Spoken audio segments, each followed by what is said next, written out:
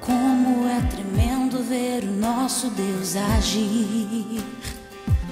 O impossível não existe, nada pode lhe impedir. Quando você chora diante do altar, tua oração rasga os céus e sobe como incenso diante de Deus. E Ele se levanta do seu trono de glória, inclina os seus ouvidos e estende a mão. Ele te levanta desse chão, te acolhe em seus braços, perdoa teus pecados e esquece o teu passado e te diz: sou teu Deus, tu és meu. Eu te amo e jamais te deixarei. Ordena anjos pra lutarem por você nessa peleja. O inferno não resiste à sua ordem e cai. A vitória é tua, não há o que temer. Então por que temer?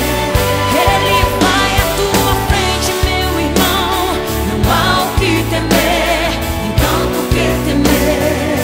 Sua voz é forte como o som de um trovão. Não há o que temer, então por que temer? Se o teu Deus é contigo, Ele é contigo, descansa nele. O teu Deus é contigo, não há o que temer.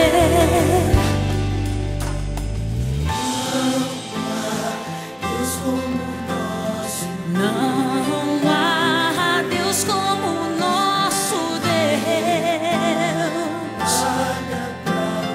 Ele trabalha por você.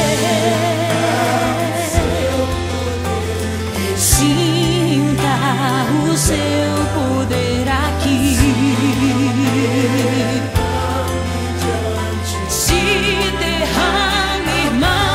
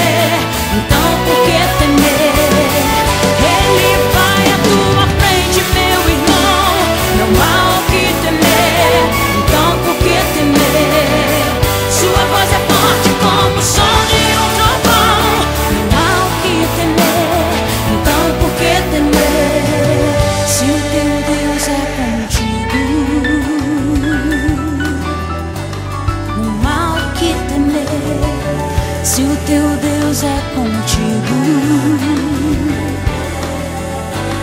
não há o que temer. O teu Deus é contigo.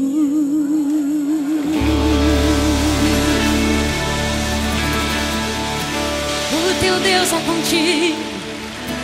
Ele trabalha por você. Descansa nele, confia nele. Diga para o teu irmão: não há o que temer.